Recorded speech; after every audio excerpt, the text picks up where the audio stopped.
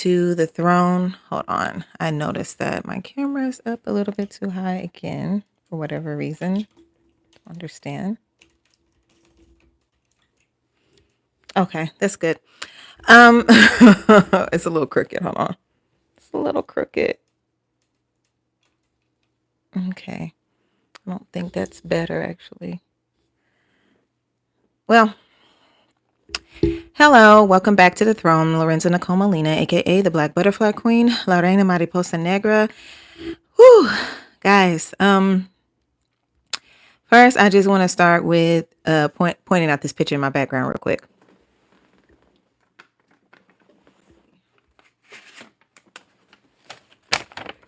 Y'all, look what my niece made me, Talia Joy. Made me this. Excuse my ashy fingers. Talia Joy made me this. It says subscribe and like. Says it's God. The reason why this is important to me, first of all, is my niece gave this to me.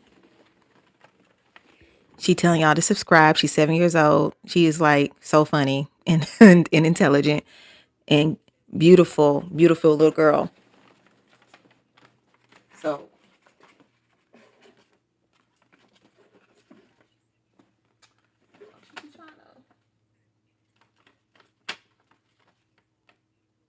okay. So, y'all need to they say out of the mouth of babes, you know what I'm saying? Out of the mouth of babes. So y'all need to listen to Talia because she told y'all to subscribe. So that's it. Okay. So I wanted to bring that up. I feel very blessed by that, not just because it's from her, but it actually reminded me of some things from when I was a little girl. Some dreams I had, the energy that I had, the heart that I had, how I just did things and believed in those around me. And hey girl, shout out to Talia Joy. Yes. Shout out. Oh, hey mom, by the way. But it reminded me of all the things that I would, dream, or some of the dreams that even God gave me. This one is very significant because it literally reminded me of a dream that God gave me when I was 8. She's 7. She drove this. I was 8 when I had the dream. It's just so close in age when I actually had the dream. And it reminded me of that. And it was about my purpose. And there are so many things that we forget that we are over time because we have to become this and become that. And I just want to point out how important it is to remember those things that made you, the reason why you started a lot of the things in the first place. Even if you didn't know exactly what you wanted to do when it came to, like, if you want to be a doctor, if you wanted to be a writer, or if you wanted to be in movies, or if you wanted to be a veterinarian, whatever it is, you want to be a realtor, whatever it was that like inspired you. If you didn't even know those specific things that you wanted, but you just knew you wanted to love people, help people, be there for people, that is so important, because that is the gift in itself, is to love on everyone and be a gift to those people around you.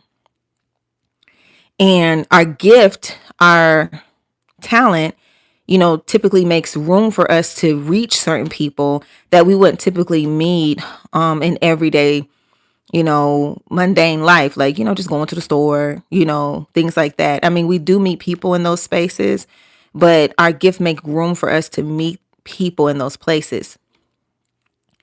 And so that we can be loving and giving.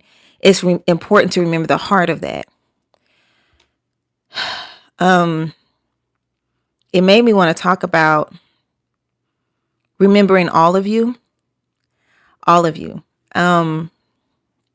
There's so many things that we've made up our mind that we're not going to do anymore or be anymore because of what's happened to us, because of what people did to us.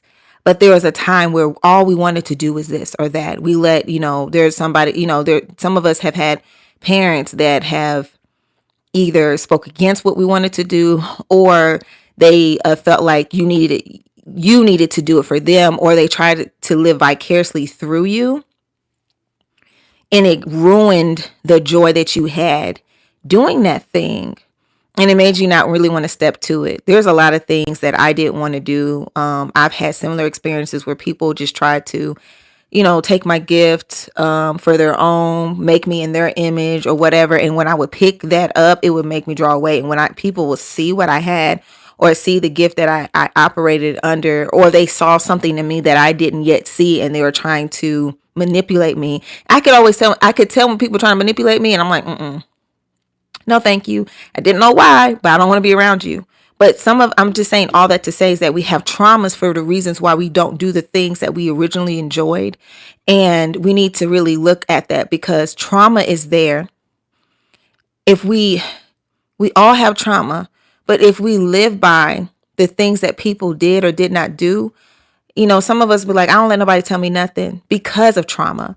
But in itself, because you're not letting nobody tell you anything, you're not letting anybody trick you, you have that wall up in that in itself is still letting somebody tell you something. You may not be doing exactly what they want to do, but you're doing the very opposite thing, or the very rebellious thing towards what you would originally do if that wasn't in place. Not letting anybody tell you what to do based out of trauma is still letting your trauma tell you what to do. And so therefore you're still being ruled by pain and by what people have done. So if you're really going to be an independent thinker and independent, really stand on something, you got to make sure that your decisions aren't shaped out of trauma, but they're shaped out of the truth that God has given you about who you are. And because God is not going to call you by what you've been through. He's going to call you by what he gave you before you showed up into this world. And some of those things that we don't want to do look exactly like what he's calling us by. He's going to call us by our name. Our name is not got beat up in first grade. Our name is not got cussed out by our parents. Our name is not they lied on me. Our name is not they broke my chest. Our name is not he cheated, he abused me, they raped me. That is not our name. Our name is, highly favored, wonderful, fearfully made. Our name may be artist. Our name is the child of God. That's what our name is. And whatever your gift is, sometimes it's so hidden and buried under all the mess and trauma of everything else. And that's what we focus on. We live our life in brackets and pockets just so that we can avoid pain again. To really get past something, you have to be able to face it without it taking you back to a space to where you feel it like it was just yesterday. And God needs us to heal in our hearts and in our mind and in our spirit so that we don't live in yesterday, that we live in the future. Because if we continue to live in yesterday, then it doesn't matter who's still alive or who's still dead. Though whoever created the trauma, it still have power over you. I'm not saying you have to like everybody or love like everybody or just be so in love with them. Oh, I just love the person who hurt me. You don't have to do overboard, but you have to come to a space in yourself that you don't let anything that's negative tell you how to move in life. You don't let, we're not worried about what it looks like anymore. We're worried about the truth. Am I not doing something or doing something because of trauma? Is this really because where I'm comfortable? Am I rejecting an opportunity because of trauma? Because we can't always be the victim. We have been victimized, but I refuse to be the victim. Everybody has been a victim to something. You know what I'm saying? And everybody has been victimized by something. At least a lot of people have. But living as the victim, as that identity. You didn't go through all of that just to stay and remain in the mental space of that. That's not what that's about. There's so much of who we are in us still, but we don't think it is. We don't think we have anything to offer. And let's face it, if you're still living in the space and the place, you're not going to feel all that you have to offer, because your reality is your perspective and where your mind is.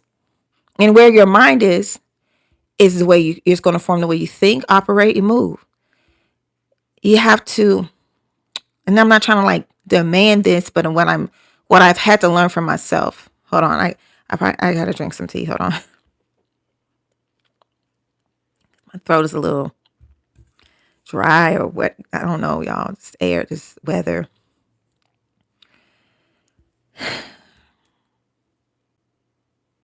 We have forgotten who we are in the fight of trying to remain who we are.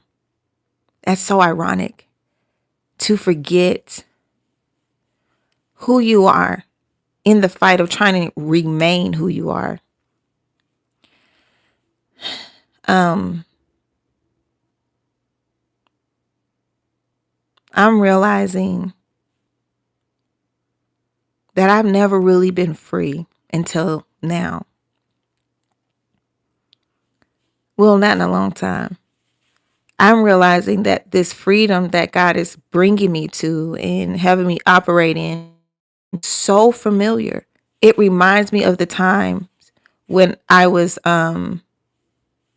younger, and I would play or imagine things, or to myself, like just let my imagination run wild and come up with all kinds of things, and just and I wasn't obligated or mentally obligated to anything else. Like, what I'm saying? I'm not saying that, we can't be, we need to stop being responsible, but I was centered. I was mentally centered in where my mind was, in my joy, in playing. And my life was not, I did not have an easy life, but there was a time in my life where I had this before I started knowing pain and sorrow. And it wasn't a long time, but it was an impactful time. It's some of the happiest memories of my life up until the age almost right before I turned 7 or 8, right when I turned 7. And that's when I really, things start changing for me. Hold on a second. Hold on a second for me. I don't want to multitask. Gotta figure this out right here.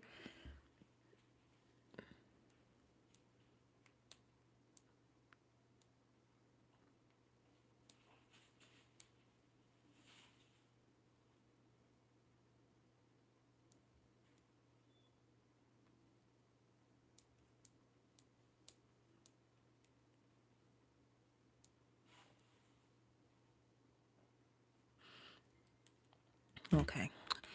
So if y'all hear anything in my background, it's just, a lot going on. Anyway, what I realized is that, and I told y'all this, it was like on Mother's Day, how I just, when I closed off for a few hours, I read a book, bubble bathed, had some me time and everything.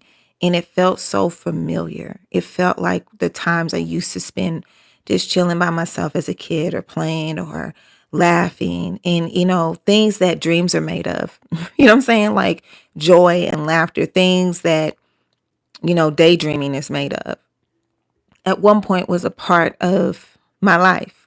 Just the type of laughter, not necessarily where I was, or, how much money I had, but it was just like I was happy, genuinely just joyful as a kid, as a little kid.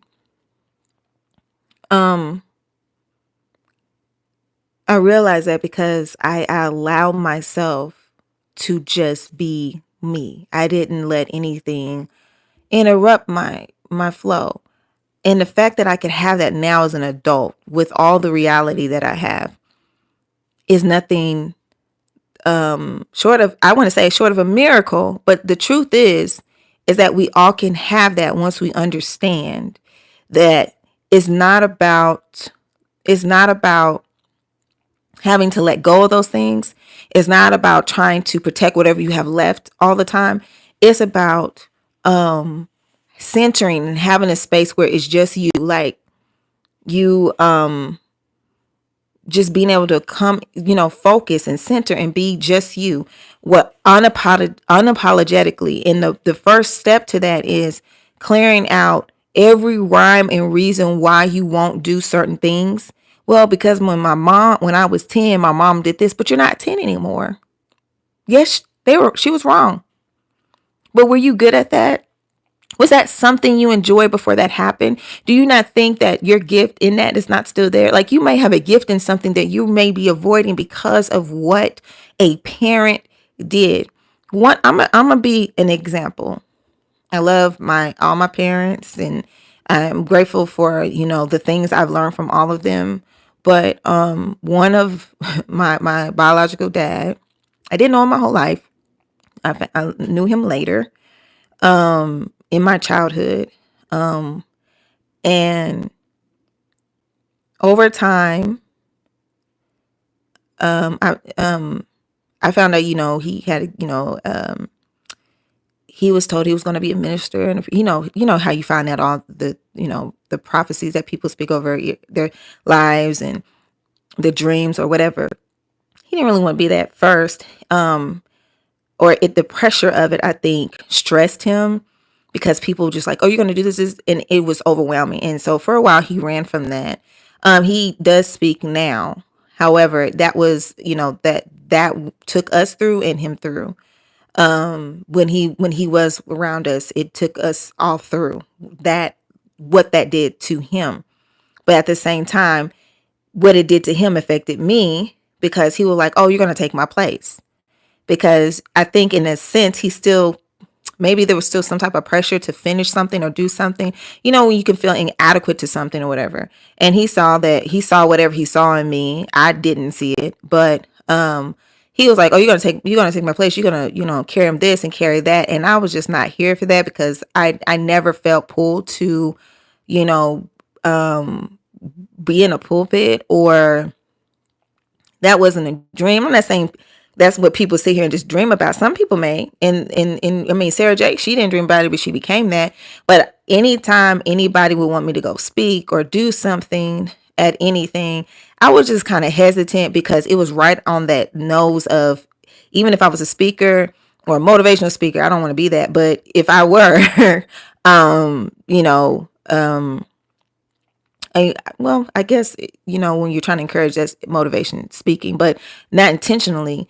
Even if I were, it was just that I had got that so much that I was like, nah. And then I'm at the same time, I was getting to know him as a person, because once again, he wasn't a part of my whole life. So it was just a lot to just throw on me, when all I wanted to do was sing, dance, still am, those things. But back then, a lot of the times, even in the music industry or anything like that, you only got put into one bracket, and you couldn't be more than one thing. And I was more than one thing. And I didn't mind speaking up when I needed to. I didn't always like to, because like I said, I like being to myself, and I like my privacy, and this is where I find most of my peace. But people like, oh, won't you do this? Won't you do that? Because that's all they can correlate it to, because there was no space for somebody like me at that time. So they think I'm supposed to be like them and be preaching in the pulpit, and that's cool and all, but that wasn't for me. I'm not saying I would never speak or whatever, but that's not who I am. That's not what I'm called to do. I know what I'm called to do. However, I was so like against that when people, when being a podcaster first came across my table, I was like, and I'm not, saying I got like, I'm just out here just doing it. But to do it, I had to get past the fact of how those things traumatized me, how that overwhelmed me, because God told me what I was going to do, a lot of things I was going to do, not everything, but I think some things I just forgot over time, like I said, because you start growing up and you start thinking, oh, that's not for me, or blah, blah, blah, or I'm not going to do that, like I said, like because of these people. And it always felt like it was more about everyone else's idea, or and maybe this was my dad's intention, but maybe it felt like it was more about his idea, what he thought I should do. Oh, you just like me or whatever. And you put a lot on me. And one of the things is I'm not going to run from God, but I most definitely am not going to just take something just because you think I should have it, especially if I'm just learning you too. You know what I'm saying? But my mom, who had known my whole life, she she would just listen to things. She didn't like tell me what I necessarily had to be. She wanted me to be a good, person and things like that. And she taught me certain things. Um, spending time with God and all that stuff. But she never told me, oh, you got to go preach or you got to go do this, because I think my mom is a little more introverted too. She's kind of intro extroverted in the opposite direction. Like she liked to go out, but she doesn't like to be forced to do certain things for no reason, just because people tell you, I think you should do this. So I think she took certain things into consideration when encouraging us towards something, or, oh, that's really good, or maybe consider this. And it that's what gave me, I think, the freedom to be, the room, I think, to not feel obligated. And my thing is, if my mom were just like that, then I probably would have been more again. I wouldn't be here right now. I don't know, because I just had that hard time. So now I'm here speaking, sharing the stories that God gives me to share, and being, trying to be as authentic as possible. And I wouldn't have been this if I didn't deal with the way that made me feel, the way that made me feel. There's so many people who have had to be the golden child, or they've been put on a pedestal, right? When God has a throne for you. I want to take the throne that God has for me versus the pedestal. And what I mean by that is that, God said He the King of Kings and the Lord of all Lords. We all have a kingdom. We all have something that He's given us, authority over, land, whatever, gifts, whatever. I want to know exactly what that is, and I want to do that. I don't need nobody else trying to add anything. But at the same time, the enemy can, I feel like he can see the potential or the things that you may have, and he attacks those gifts that you may not even be aware of, with how something with certain types of people, and why they hurt you. You're going to be attacked a certain way because you have a certain purpose, you have a certain gift. And if you believe in the attack, or if you allow the attack to change your narrative, or change the way you're going to move as who you are, maybe for a while you have to do that, because until you can get into a space where you can actually sit and assess what has happened in your life, to where you can make better decisions for your purpose, for your life, for your gifts. There's a lot of things that you would not think you would do, because you've made up in your mind who you are. But does who you are align with who God called you to be? Does it align with that? And because if it's not fully aligned, it may be partly aligned. So if it's only partly, it may not be fully aligned. Then there may be parts of you that you're missing out on. This thing is not just for everybody else. This is not just about having, like being a king or a queen and ruling over. This is also for you. This is also for you to live your best life, to live in full freedom, to live in full liberty, and not be moved by trauma, disappointment, pain, lies, but to be absolutely moved by God.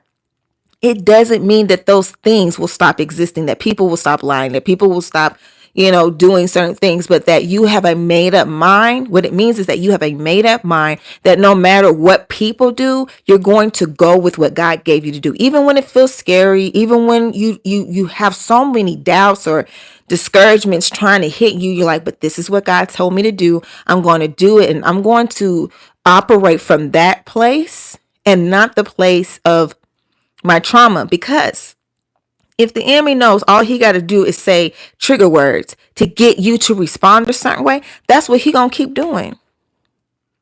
He doesn't know your thoughts. He doesn't know your heart. He knows your mannerisms. And if your mannerisms always You always react this way when this happens. All he got to send to you or assign to you is that same type of energy, that same type of negative spirits just keep just coming at you because you continue to respond in that manner. You continue to respond in that, and that will keep you in the loop, in the cycle. While you're thinking, why does everything not keep changing? Maybe it's time for you to do the things you have not been willing to do because of the traumas that you've had. And in order to do that, you have to face and look at the traumas and say, think about it. Why would this bother me this bad? Why was that allowed to happen? Was it to deter me? And this is the thing that, say being a speaker, you got embarrassed or whatever, and so you don't want to do it anymore. It may not even be for you to do it for a long time. It may be a means of support to support you to do the thing that you are trying to do, the main thing you're trying to do, because a talent is a talent. Talent helps pay for those things. If you have a talent in something, it doesn't mean you're going to use that in every area in the way that you think. There's so many ways to use different gifts and talents, and you don't know exactly how that's going to look. And assuming that it's going to look like that, like really think about where your mind goes when you start reliving the trauma. Why does that have to be you? Maybe you're right. Maybe that wasn't the way you're supposed to do it, but it doesn't mean that you are not going to be in an arena or a space where you have a gift to be used in a certain way. There are so many different types of people, so many different types of platforms, so many different types of positions, so many different types of spaces and places in this world. And nobody is the same. So it doesn't mean you're supposed to do anything like anybody. So you may be right about that. And I believe that is the truth. But look at the way God wants you to do it. And it's crazy because the things that you are terrified about doing, the things that make your heart turn and your stomach turn, be the things that are really, we're always talking about doing it for everybody else, but it's really for your own freedom, for that moment that was robbed from you, that innocence that was taken from you, to be given back. I really believe like God holds the best parts of us in this palm of his hand, hidden like this, behind his back, behind his heart. And at the right moment, he does this. But you have to like face that thing, because it is the thing that continues to rob your joy. Because honestly, if you check, you're not really happy about everything where you are. You may be okay. You may be happy about some things, but it always feels like it's just something missing, or you haven't quite got to where you're supposed to be at. You don't know why, because you have the house, or you have the car, or you have the job, but it doesn't feel fulfilling here.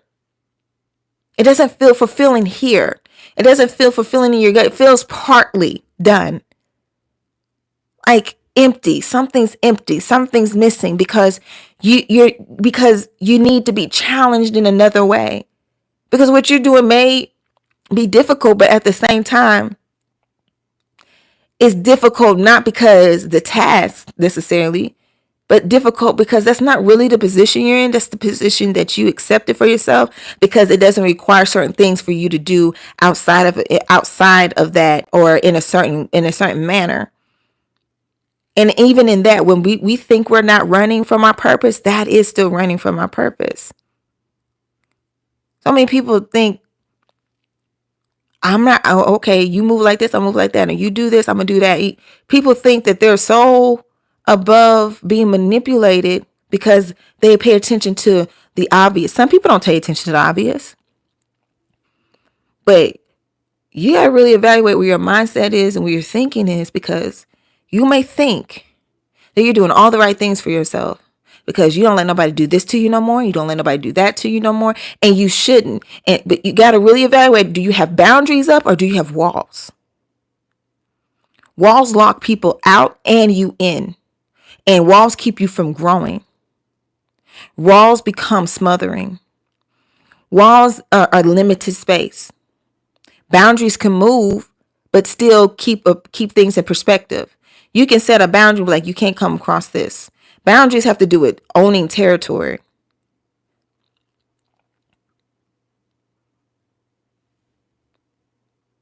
Healthy. I can see out. I can see what's going on. I'm open to what's around me, but I'm not going to let everything in. I'm not going to just let everybody do the, you know what I'm saying? Walls close you off. You can't see. You can't move.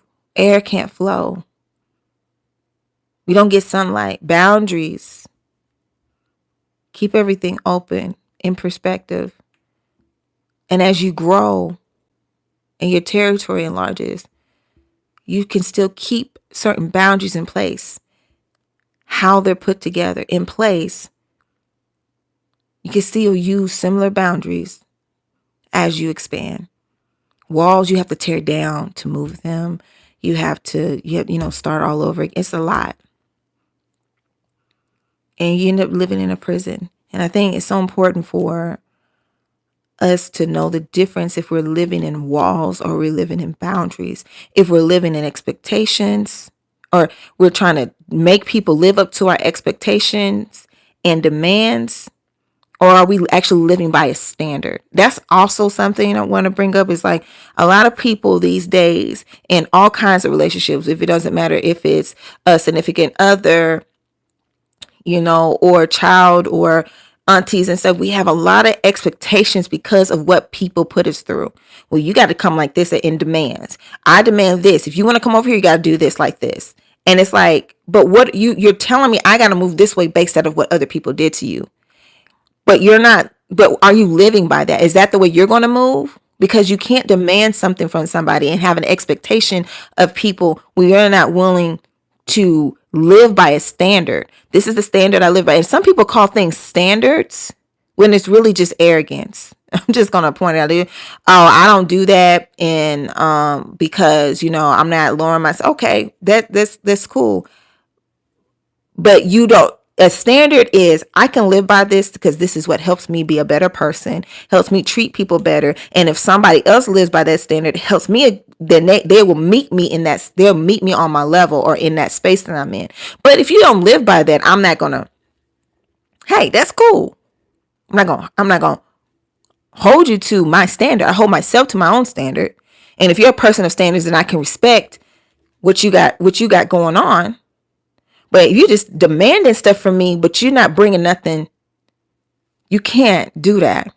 And a lot of us do that because of trauma. And we think we're protecting ourselves and we think we're, putting up boundaries and all this stuff. But really we're putting an expectation on everybody else and a standard and a fake standard, a demand on everything else for something, but you're not showing up to life the way you need to. And it's because of trauma. And you're missing out on the best part of your life, which is you. God and you. Because this is not really, it's so important about everything else to be a blessing to so many people. It's so important. But if you missing out on you, what are you doing? God said, if you don't got love, you have nothing. You can do all these wonderful things. You can build all these wonderful places that, orphanages and, feed the children, do all that kind of stuff, do amazing things for people. And if you don't have real love, you don't really have anything because you still remain empty. God is our example of love. He said, I loved you first. So we can love him so that we can know how to go love. Love is not what you always think it is. Love is not always giving you what you want or giving you a certain type of attention. Love will tell you the truth for your betterment, not self-seeking. It hopes the best for you. Whew. Excuse me, guys. So,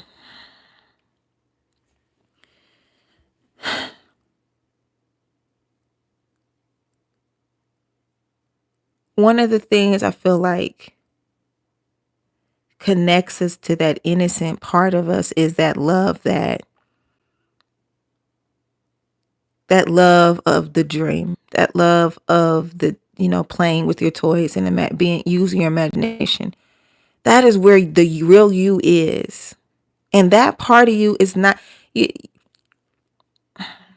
I could say, I know a lot of people who've been, either molested or raped or anything. They can relate to this, is that you don't come back the same after somebody hurts you. However, it's amazing how God can restore youthfulness and childlike nature back to you, where you are just enjoying the simple things. But that's on the other side of facing your trauma and not letting it rule you. And it's being honest and not just holding other people accountable, but holding yourself accountable for, even waiting on other people when you shouldn't, when you need to, when you don't need to wait on people, when you can't bring certain people with you and you're trying to.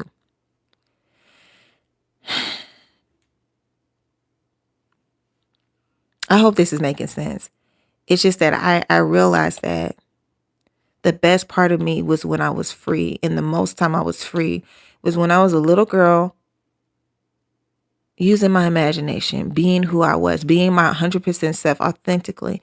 The only way you can really be you is be free, is to be you authentically. You can't let anybody continue to steal that from you. Yes, you think it's dead and gone, but I am one to tell you that it can be very real.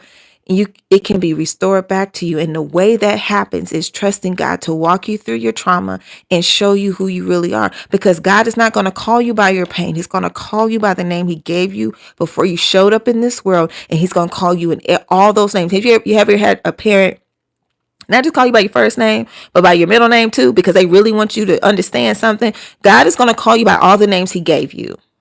In one season, he may call you one thing. And next season, he may call you the other thing. And the next season, he might call you all those things. Okay? But he's going to call you by the name he gave you. He's God. He doesn't bow down to trauma. Trauma bows down to God. He's not going to change the way he's going to call you just because what other people did. That's not being, now that's the example on how not to be moved by trauma. Don't change how you're going to answer God. Now you may have to say, God, I need help with this because this hurts. God, I need strategy because I'm overwhelmed. I need deliverance because this is pressing on me. And God is going to help you to recognize those issues by how he calls you to, because he doesn't want anything your way. He wants you to be free and live in liberty and be who he's called you to be, and not what this world has tried to shape you to be. Not what this world took from you. God, it doesn't matter what they think they stole or what they think they took. God can give you back way more than whatever has been taken from you. I never thought I would be where I'm at today emotionally and mentally. I did not know I could be, to be honest. I did not know I could be. I was listening to that song by Kirk Franklin. Imagine me with no insecurities, and I'm finally happy. Can you imagine me? Can you imagine? I remember listening to that song over and over again back when, and I was like, child, I don't know what that feels like, to not feel broken and actually be like joyful. I had happy moments, but I didn't have joy. And everything that God is asking me to do now is challenging because it has me facing areas where people broke me, or areas where I have had trauma. And he's so compassionate about it because I didn't know this. I didn't know that I was not doing certain things because of that. That's why I'm telling you, there may be things you don't realize you're not even doing because trauma has told you not to. And you're not even realizing, you're just operating. You're just cause and effect. It's second nature to you to move that way. And God has to change your identity to change the way you move, to change your nature. When the enemy wanted Adam and Eve to fall, he had to change the way they saw themselves, which changed their nature. God wants to restore back to you what you lost, what you forgot about yourself. And in that, you gain a freedom. This ain't just about everybody else. This is not just about showing up for your purpose because you're an answer to somebody else. You are an answer to you. It's about you. Some of this is about you. Some of this is about you knowing who you are. Some of this is about just you. And that's okay. When I was on Mother's Day and I was sitting in my bathroom, and there's a lot of things I had worked on in the house and worked on in there because of working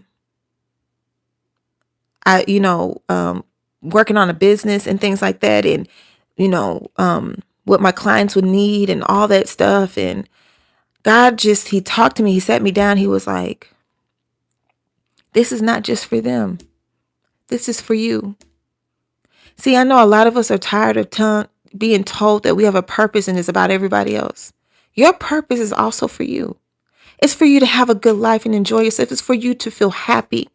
And I know you don't think you're going to be happy doing that thing that it brings back pain. But maybe maybe that thing is the wall to the thing that you've been waiting for. And you got to get over the wall. And sometimes God is not even requiring you to climb the wall, scale the wall, to dig under. He just wants you to march around it. Jericho was so hard to conquer because of the wall, how it was built. And you may not think what he's asking you to do is enough. It may not look like it can break anything. It may not look like you can overcome this at all. You feel trapped. You feel bound. You feel unable to access things.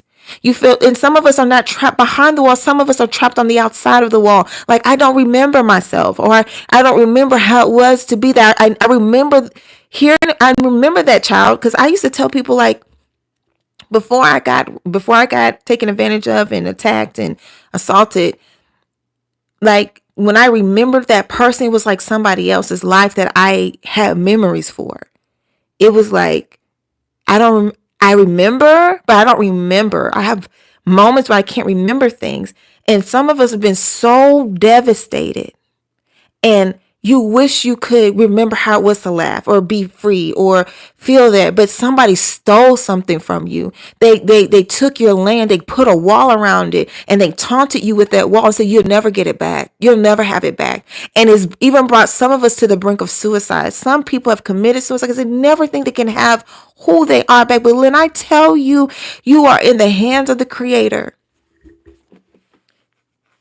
And yes, if you look up the word rape, it means to murder. Even gossip means to kill. So some of us haven't been physically touched, but we've been touched in the mind. We've been touched in the heart, and it has killed us on the inside. Our identity. And it doesn't matter if it was physical, if it was spiritual, if it was mental. We have all arrived on the street of trauma. And it's hard, and it's like, how did I get here? I don't know how to get away from here. I don't know who to ask for help. And there's so many of us operating with each other based out of trauma. So we never really operated with each other in identity. And we don't even know who our allies are, because we are sitting here dealing with each other out of trauma. So that person got trauma and is dealing with the next person that has trauma. And we're operating based out of trauma, based out of our pain, not based out of who we are.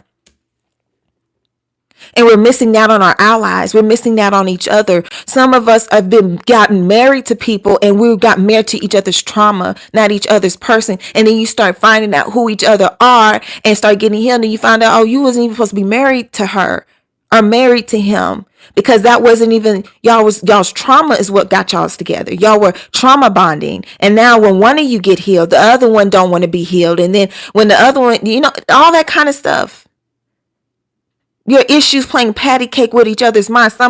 Some people have codependent relationships because they're so broken that their brokenness, plays patty cake with the other one's brokenness.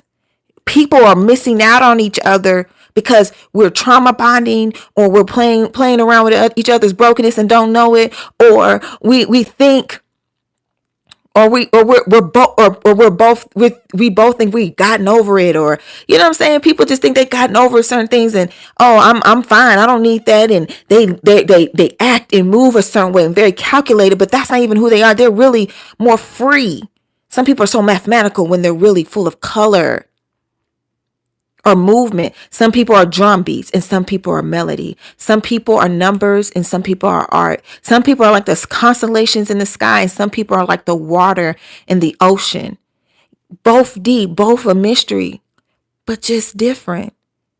And you have to understand who you are so you can know who's supposed to be around you, who you're supposed to be around, and how you're supposed to treat the people that you don't understand. How to love people. This is why it's for you. It's for you. This is your life, your turn, your right to be free. And I know it doesn't look like you can ever have what you had before, but you know what? You can actually have more and better. That doesn't have to be the sum of your story. What took your identity does not have to be the sum of your story. You don't have to live out a hollow narrative in life. You can live knowing fully who you are. And then learning more about yourself as you grow and change. People have taken enough time from you. Don't you think it's your turn to enjoy your life fully, fearless,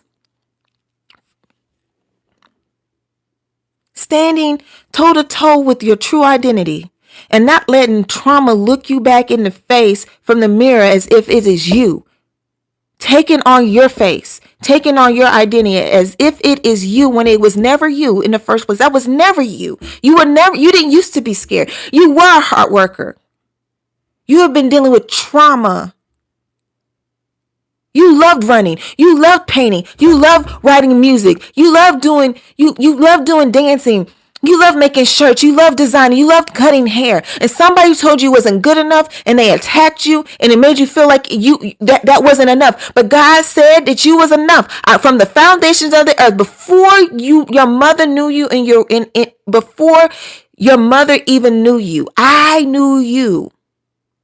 And I created you. And I called you into being. And I make no mistake. And the walls that they have built around who you were have to fall. They don't get to decide. And we're not going to continue to give people permission to tell us who we are. We're not going to give trauma permission. We're not going to give lies permission. We're not going to give whatever anybody thinks. You know how many people think whatever they want to think about me and all the lies I've heard about my name? Some of them might be sitting here, don't want to be on the podcast today. I'm just going to be real. Don't want to be on the podcast today, but will check out my podcast later and won't make a comment, and you know who you are. But I hope it helps you anyway, because at the end of the day, it doesn't matter. People will look at you and sum you up because they think they know you.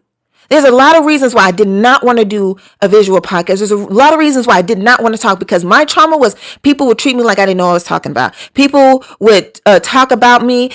People would, talk about my appearance, talk about everything. I did not want to be seen. But ironically, I love dancing. I love singing. I love music. I love, I love being in the entertainment industry because of my gifts. Because it allows me to be creative in a certain way. But a podcast, no. Another reason why I didn't want to do a podcast is I had everything that I went through with my biological father that made me feel like I don't want to do that. I don't want to speak. I don't want anything that looks close to him, because he hurt our family so bad. He was wrong so bad. He doesn't give credit where credit is due, but he tries to give pressure in places that it should not be. But he might have saw a gift in me and just didn't handle it properly. However, I didn't want to do it because how it interpreted to me was too much.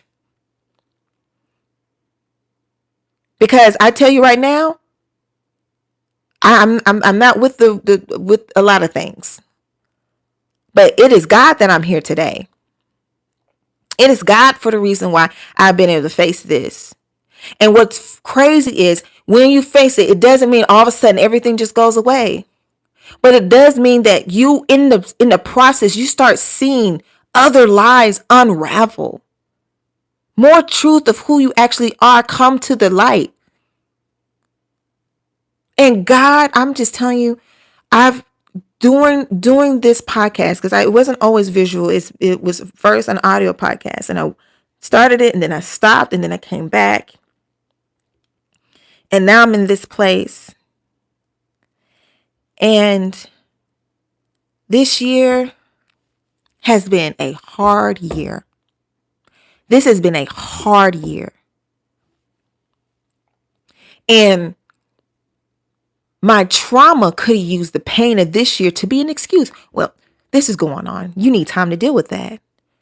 But that was not going to erase the fact that I have a gift and a purpose. And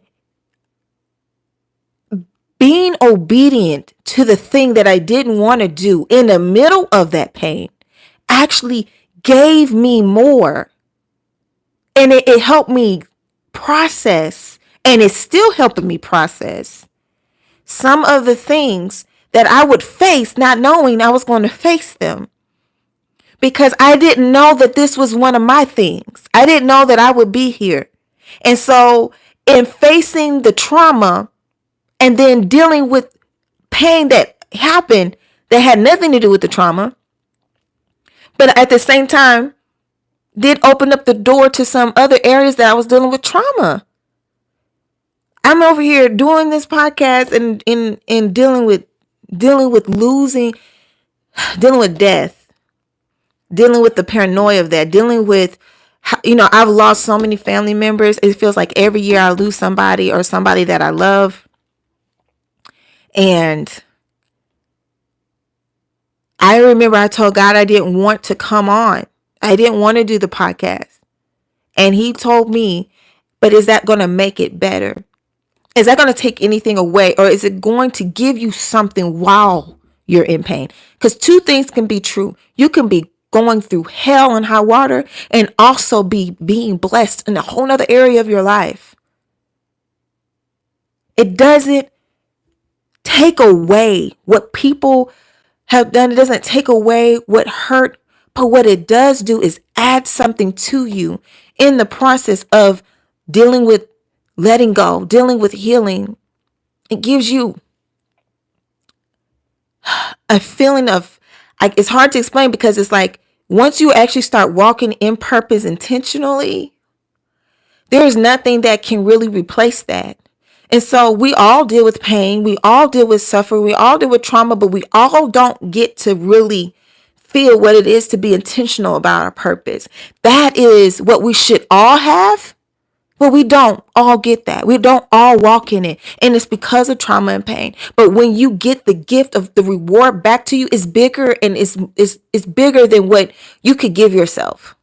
And it's coming from an unlikely place. And this is what God means: in unlikely places and spaces and people, things will come. It's not going to come through what your mind is trained to believe about who you are. Who you think you are is not always who you think you are. Who does God say you are? And don't be afraid to ask that question, because he's not going to give you something that you can't do. A lot of times people think, I got to let go of all these things so I can do this. God never said you have to let go of all these things. He just said you need to let go of the trauma. But it's not even that you're letting go of the little bit that you have left of yourself, because that's also what I thought. It's that you're opening up yourself to gain more back. It's such a trick to make you feel, people like, I want to be saved, but I don't want to do all of that, because if I got to do all of that, then I'm going to lose this part of me, and I already lost enough. And it's like, no, baby, that's not how it works. You lose all the things that don't matter anymore. The things that weigh you down, the things that take away from you. God needs your humanity in this. Who you are. He's not asking people to be so super spiritual that they are no earthly good. You know what I'm saying? Like, you need to be human, but he needs you to understand your identity is not in the things of this world. Even if you're in this world, it's not in the people in this world. It's in him. But there's a part of your creative flair, your tenacity, your humor that needs to be a part of all of this. He's not asking you to sacrifice yourself. He's asking you to let go of the things that you thought were you. Because a lot of the things that we do that we think are us come from pain. But there's a lot of things that we are that we try not to do that are actually beautiful and wonderful because it comes from pain. So in one way, we adopt a whole new identity and we reject who we actually are because of the way people did us. And so then you live as a fraction of yourself or not even as yourself. Just trying to put a picture together that a whole bunch of people gave. It's like trying to identify a person's face that's made up of cutouts. Who are they? Have you ever seen those ransom notes? And then you got the different words cut out from different magazines and stuff like that. And I feel like there's a lot of work. But anyway, they do all of that. But and then you got, say you cut out the eyes and nose and mouth and ears of or hair of different people from magazine. That's what you're being made to look like when you're trying to live by trying to make sure you're not doing what this person told, doing this or doing that because of trauma. You're looking like a cutout. You're looking all over the place. You're looking like something just put together by other people's ideas. That is so that because people do that so that they cannot be identified. You don't want to live in a space where you cannot be identified. And I know some of us think that's security. Can't nobody figure me out. But can you figure yourself out? Because a double-minded man is unstable in all his ways. Can you really figure yourself out? Do you understand where you know what I'm saying? Like, are you actually making sense? Because I know that some people don't want to be put in a box and they don't want to be put into certain things, but they're literally putting themselves in a box by living by so many different random things that they're hard to identify. No, I'm not saying that you got to be this or that, but I'm trying to say I need to clearly see where you stand at. You wonder why that relationship didn't work out because you never make anything clear. You wonder why it doesn't work out when people look at your resume. You done did this, that, and the third and the other. You're not making like what is it that you want to do with your life? You don't have a definitive plan. You can't be all over the place and expect people to understand. You got to have something you stand on. They ever heard the quote? You stand for nothing. You fall for everything. Well, I'm not falling for nothing, but you are.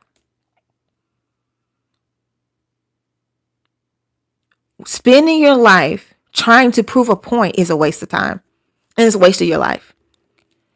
When you can just spend your life being yourself. You can just spend your life being free. You can just spend your life in liberty. You can just spend your life finding out exactly who you are in God and being that, and not letting the fear of losing whatever identity you think you have or whatever you do enjoy about yourself.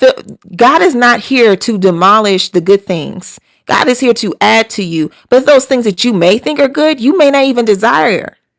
Once you start finding out what you really have, because a lot of the things that we identify with is fool's gold. And if you found out that you were carrying around fool's gold, say you had a big quantity of fool's gold and God had this little gold nugget in his hand. He's like, I give you this. And you rather keep the quantity of this fool's gold versus take the nugget of gold in God's hands is worth way more than what you have, because what you have has nothing. You can have everything and have nothing all at the same time, because you rather carry that, and it's heavy. It's heavy. It doesn't shine as bright. It's not as fulfilling. You got to work harder to keep it. You got to do more to take care of it. But if you do something with God, you're not doing it alone. You do it as unto God. It doesn't matter who says yes or who says no. God already said yes when he gave you the assignment. So it doesn't really matter what they think, because they didn't create God. They can't tell God what to do.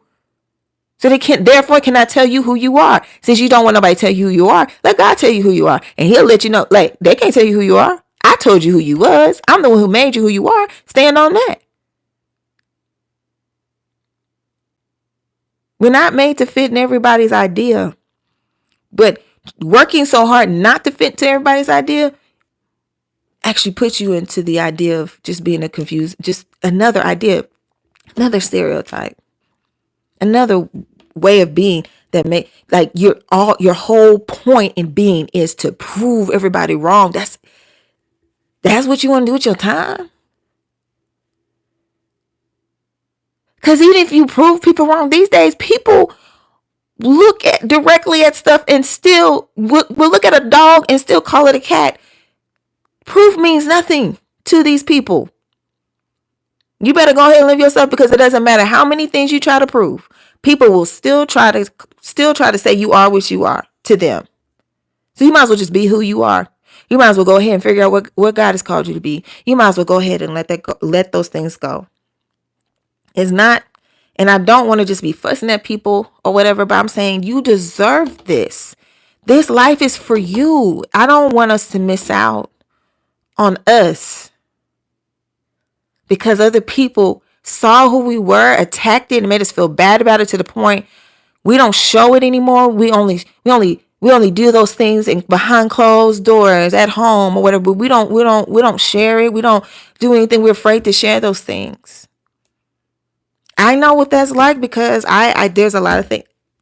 There's a lot of things that I just did not want to do because I didn't want to be open to ridicule. I'm not putting myself in that position again.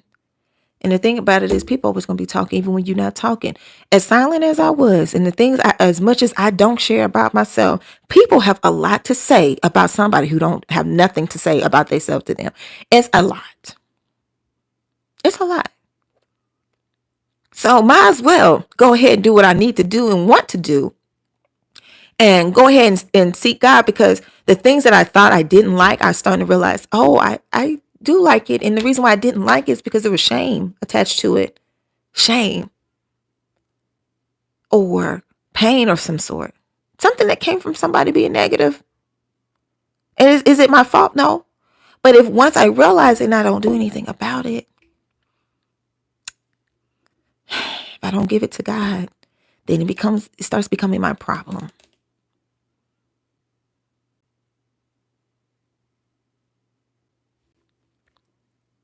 God loves us enough to take us as we are, but he loves us too much to leave us as we are.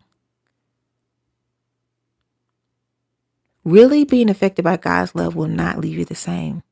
And if you feel that pull on you, that's because that's God's love moving something out of you so you can see who you are.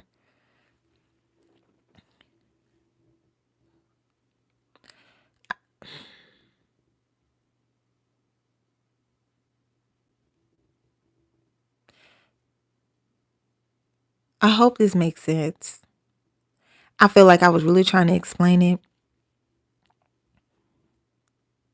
We miss out on who we are because of the things people have done.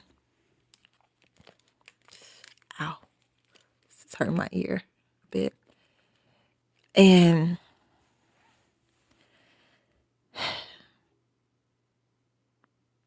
a lot of the things about who you are and what you can do are not going to be found in what you think you know.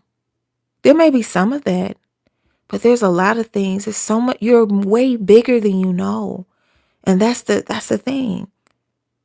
This is not just for everybody so that everybody else can be blessed. I mean, that's part of it, but a lot of this is also about you just knowing who you are and having that freedom. We only get this life in time like this once. You only get to be who you are right now one time.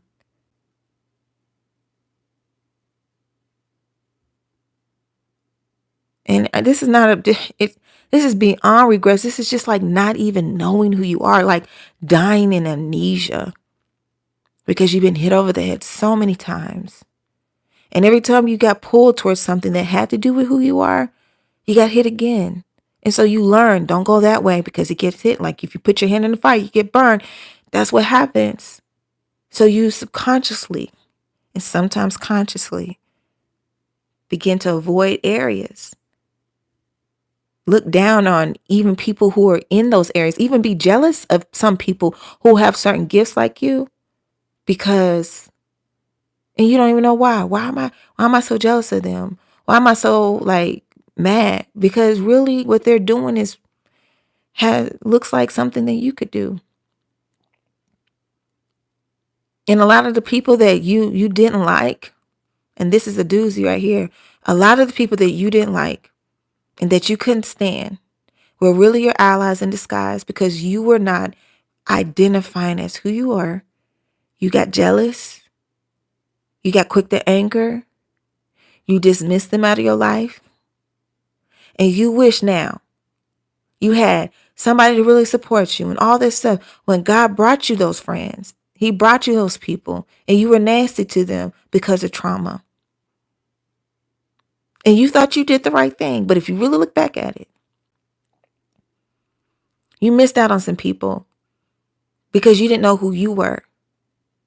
And maybe who they were pulling on the you that died a long time ago. And God was trying to resurrect it like Lazarus from the grave. And it made you face some things you weren't ready for. But this is the good news. If you decide to go ahead and step into your identity, or step into the direction of finding out what that is in God, God can give you the right people for who you are today. He can give you new relationships and new friends. He may have to shed some things off and maybe some people. But mainly, like I tell people, it was never about the friends that were distracting you. It was always about your old man and your identity. A lot of this is about us taking our identity back and not identifying with things that don't look like God. If we're made in God's image, I think it would be good for us to figure out who God is, who we are to God, who he is to us, so we can understand what we look like.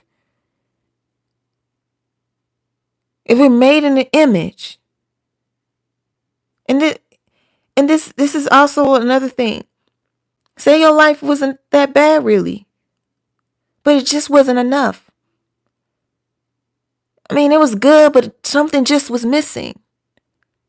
It's like a child finding out they were adopted. The parents were good, but now that you know that there's more to you, this parent is not going to reject you. This parent has been looking for you, waiting for you. You were stolen. You were stolen by lies. You were stolen by betrayal. You were stolen with brokenness. You were stolen when people traumatized. You were stolen. And God wants you back.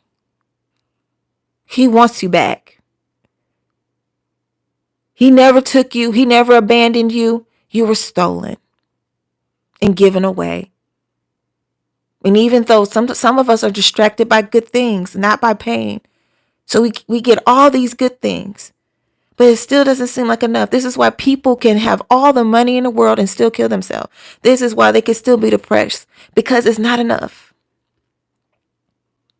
If it's not enough, one way or the other, being angry all the time, being on the defense all the time, being bothered all the time, it's not enough. It's not enough to have everything and still not have joy. Have people around you, but still feel lonely. It's not enough. God is enough. And who you are in God is more than enough. Let me tell you, there's so much more to who you are. You are not empty, small, or insignificant. You have so much more to offer. You don't have to be angry. You don't have to be disappointed. You don't have to look to people to figure it out for you. You are smart enough, intelligent enough, gifted enough. I mean, you don't know what you have because you have not been in the right hands for people to show you what you have. A lot of people have tried to take it away from you. A lot of people have tried to keep certain things away from you, keep you high, keep you distracted. Because if you were to find out that you were a part of something way more important, way more bigger, if you were to find out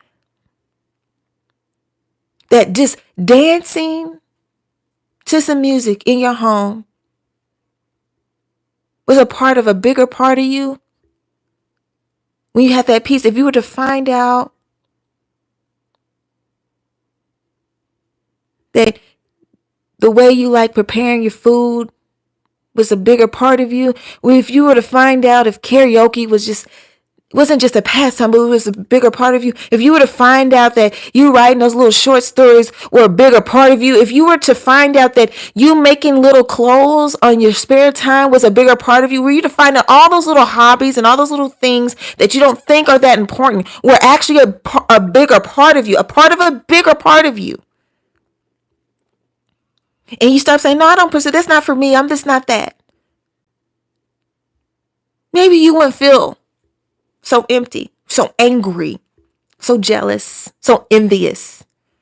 Maybe you would realize that the fact that you could see that, the fact that you could see all those things and all those people was because you were one of the tribe, that you were one of the people that was called in that space, in that place, that you were looking at people who looked like you this whole time. The people that you were hating on, you were looking at people who looked like you this whole time and didn't know it. And you thought that they were your enemy when they were really your ally, when they were really your calling card to the other side of life, when they were really the door and the key to show you the mirror, to show you who you really are, to show you the truth. And this whole time you never knew. If you found that out, if you were to figure that out, that you were sitting right up under the truth this whole time, and that all that were a lie.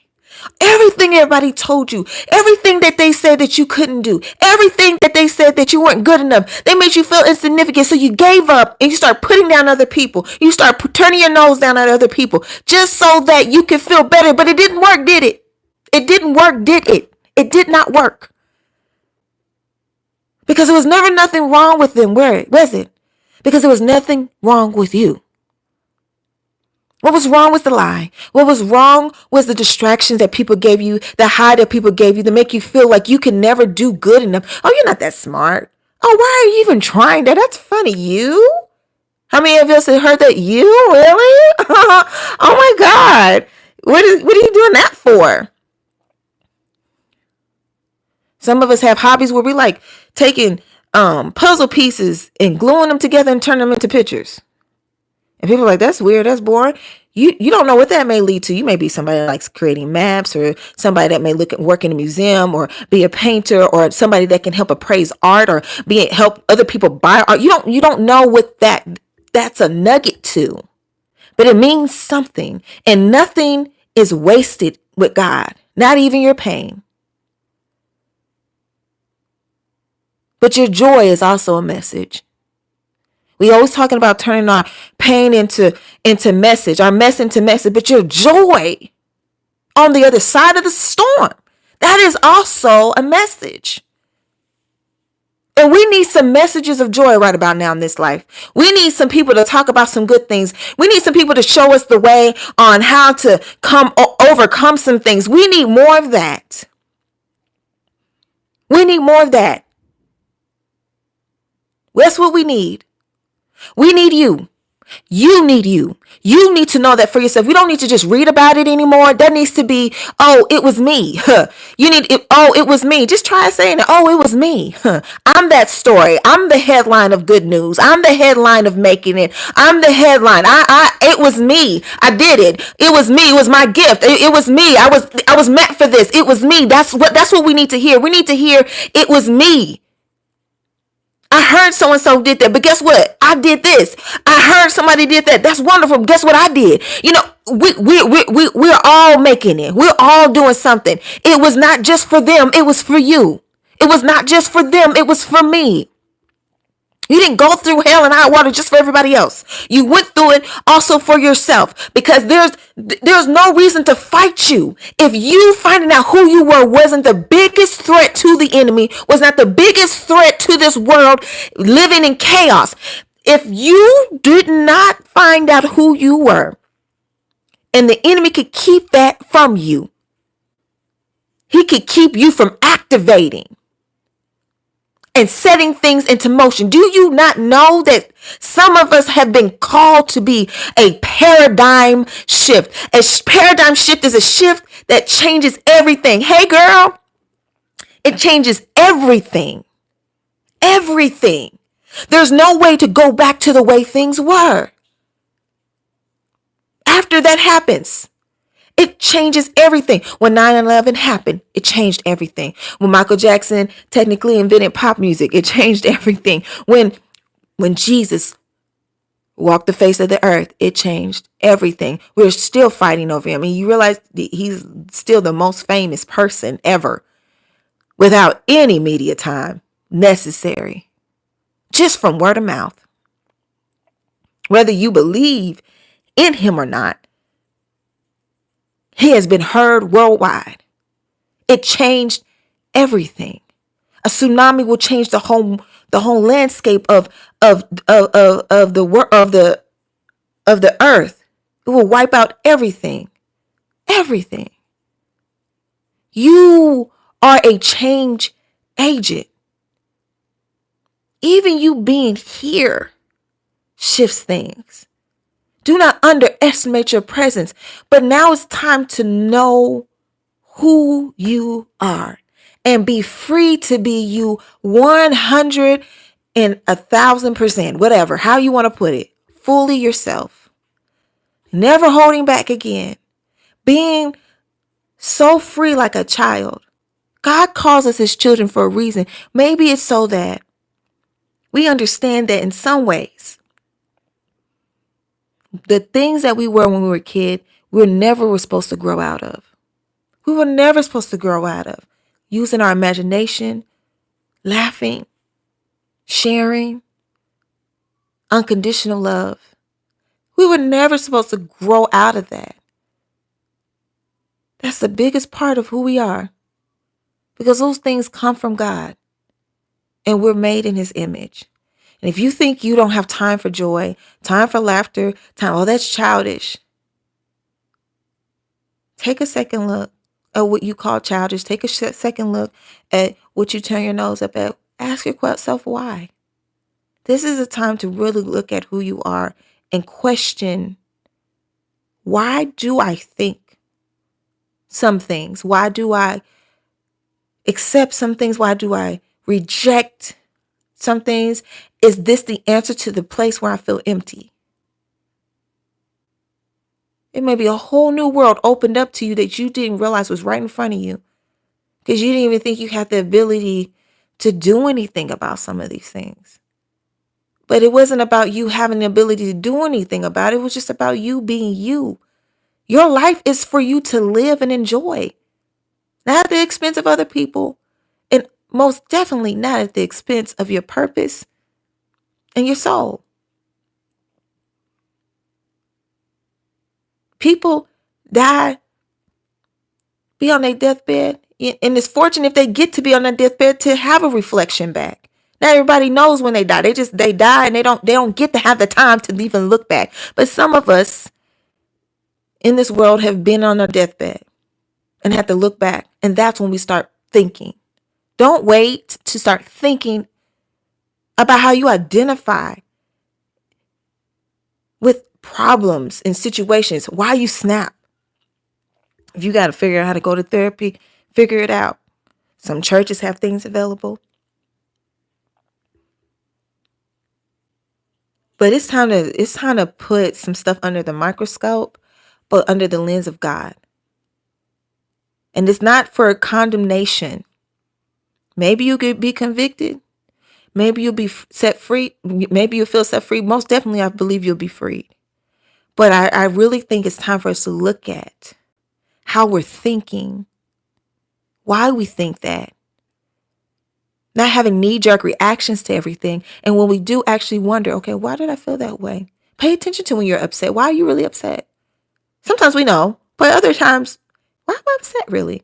Why did this person, when I saw them, I just got to, was it really them that with the bad vibes, or was it a trigger from a trauma that I had? Why am I really angry at this person? Why don't I feel like this person's really helping me or doing what they said they were going to do? Why do I feel abandoned? When really, it's not really that you're abandoned. It's really, it's time for you to do something. Some people are just not capable, even with all their good intentions, to do things. And no one can replace the power of you in your own life. Ooh. Mm. No one can replace the power of you in your own life. No one can replace that. No one can out move you in your own life.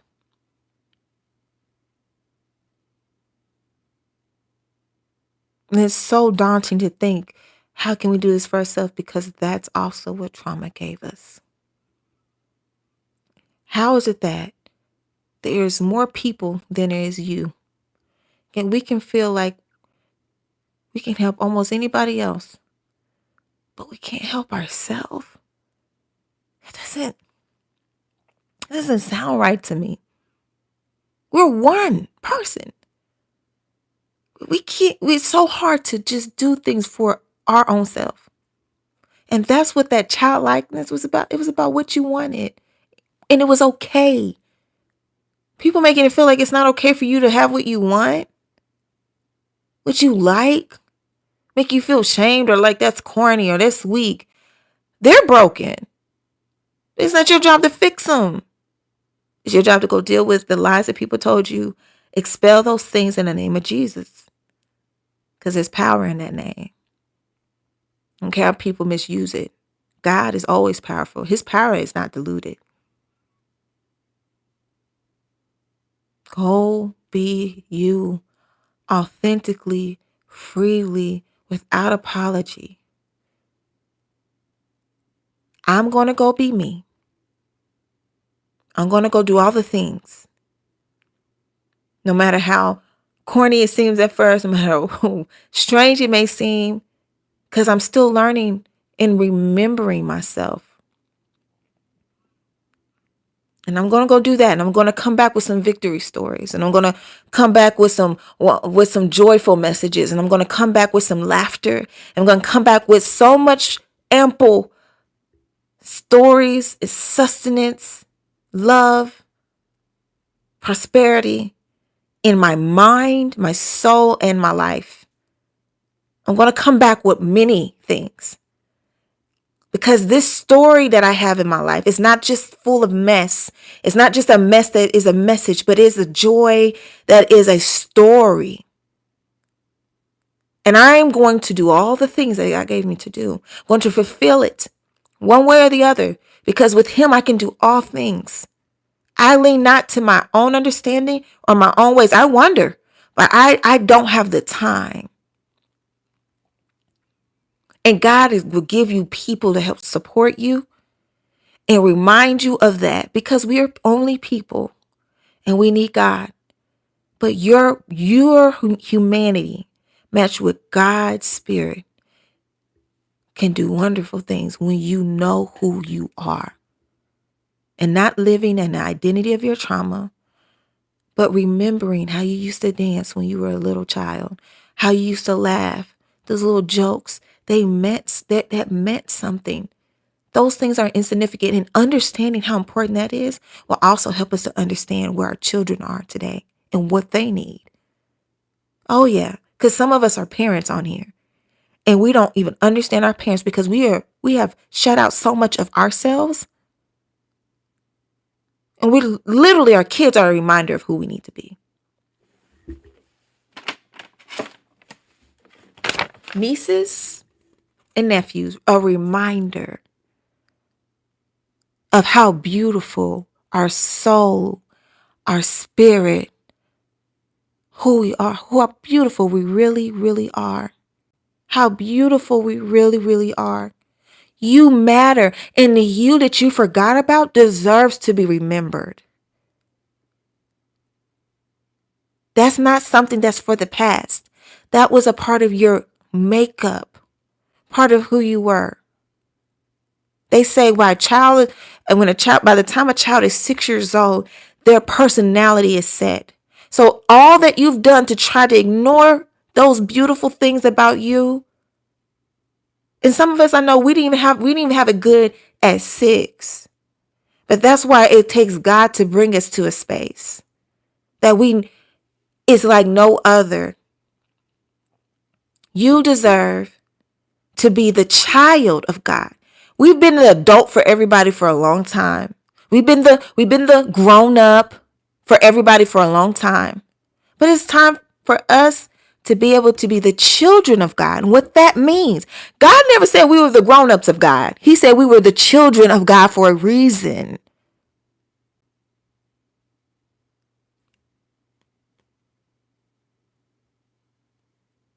Let it sink in. Let it sink in.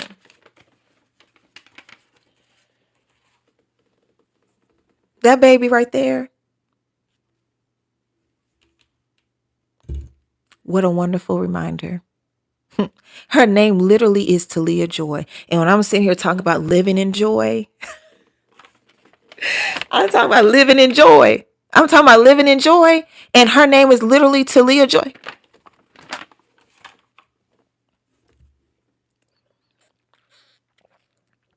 She made me some other stuff too. This is the first thing she made me. But this took me back to my dream, my literal dream as a 8-year-old little girl. And that dream that I had, I was homeless, living in the back of a church, had rats and roaches and no hope.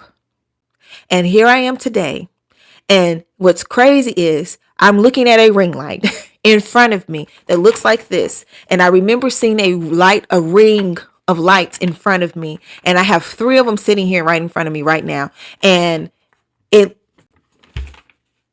I did not think that I would even make it to live to 14.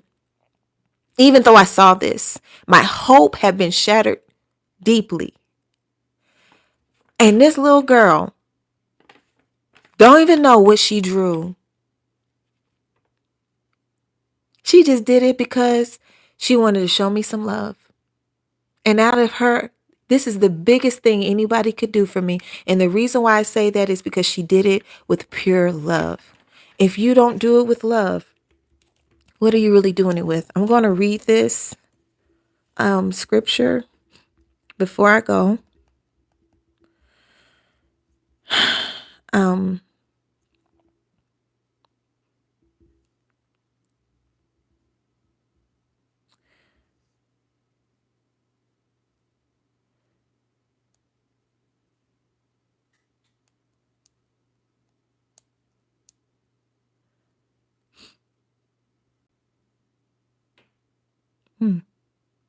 I had to, hold on, I'm trying to type it up.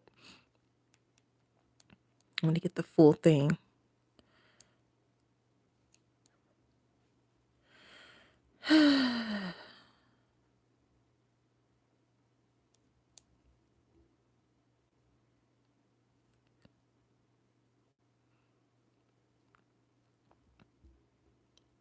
He gave me part of it. I'm going to read this. Excuse me.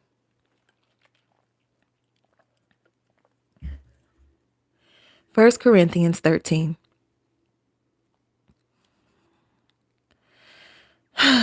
And this is what it reminds me of. 1 Corinthians 13. If I speak in tongues of men or angels, but do not have love, I am only a resounding gong or clanging cymbal. If I have the gift of prophecy and can fathom all mysteries and all knowledge, and if I have faith that can move mountains, but I do not have love, I am nothing.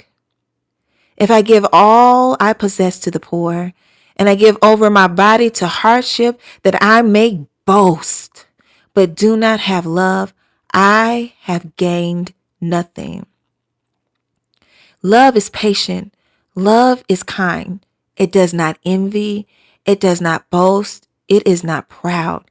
It does not dishonor others. It is not self-seeking. It is not easily angered. It keeps no record of wrongs.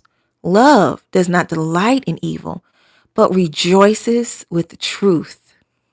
It always protects, always trusts, always hopes, always preserves. Love never fails. But where there are prophecies, they will cease. Where there are tongues, they will be still. Where there is knowledge, it will pass away. For we know in part and we prophesy in part. But when completeness comes, what is in part disappears. When I was a child, I talked like a child. I thought like a child. I resounded like a child. When I became a man, I put childhood behind me, for now we see only a reflection as in a mirror. Then we shall see face to face. Now I know in part, then I shall know fully, even as I am fully known. And now these three things remain: hope and love. Faith, hope, and love. But the greatest of these is love.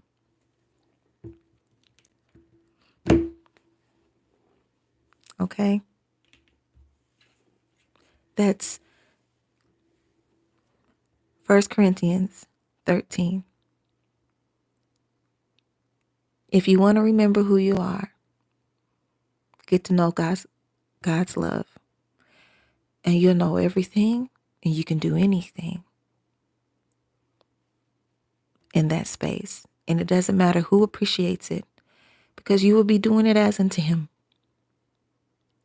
not as unto them or for their approval. You will be happy with you. And this is what the most extraordinary thing about God's love. It doesn't die. You can't take possessions with you. You can only take yourself, and God's love will always be with you. That's something that gets to you, the gift that you get to live in here and eternity. So if you want to know fully who you are, one day in God's love, the way it's spoke about in here, the best way right now is to walk in God's love so you can know who you are here and be happy with that and be at peace with that. Not love, not love what people call this or that, but God's love. And the only one that can really show you that, He will show you what His love is. But read Corinthians 1 and 13. 1 Corinthians 1 and 13. And ask Him. I did. That's why I'm better and continue to get better. But ask Him what it is and what it means to be loved by Him and what it means to be able to do that in your everyday life for your life. What that looks like. And don't be afraid. You may be nervous. You may get scared a little bit sometimes. But God is with you in all the things you do. And if you do it with Him, you do it in Him, you need not worry. But anything you got to do outside of Him, you got to stay outside of Him to keep it. And I just think you're worth knowing who you are now and who you are later.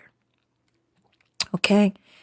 Much love. I'll talk to you guys later. Thank you for showing up. I don't know who's going to see all of this, and I don't know where you are at in life, but I hope that today this helped you. I hope that today that this added to you. You matter, and I appreciate your time. I appreciate anytime you share this. If you feel like somebody could benefit from this, I know this has been a bit of a long-winded podcast. It was never my plan, but it seems like that's the direction we kind of go right now. So thank you for your patience on getting to the point, and things like that. So I just appreciate y'all who have shared, who have commented, who show up either on the podcast when it's live or later. But other than that, guys, speed, and I'll see you next time at the throne. Oh, wait, all those who do want to know the Lord, say this prayer. Father God, I know that you are the one true God, and Jesus is your Son, the only begotten Son that died on the cross for me so that I can be saved. And through Him and by Him, I can be connected to you. And I pray that you forgive me for all my sins and mistakes, and that you come into my heart and live in my heart, that Jesus come and live in my life and in my heart. And I accept Him as my Lord and Savior. In Jesus' name, amen. And if you're having a hard time understanding how God is the one true God and Jesus and the Holy Spirit are also Him, just look at it like this: ice, water, and vapor, 3 forms of the same thing. You need them in different ways, they are forms in different ways, or even mind, heart, and stomach. 3 different things, same body. Okay. Love you. Talk to you guys later.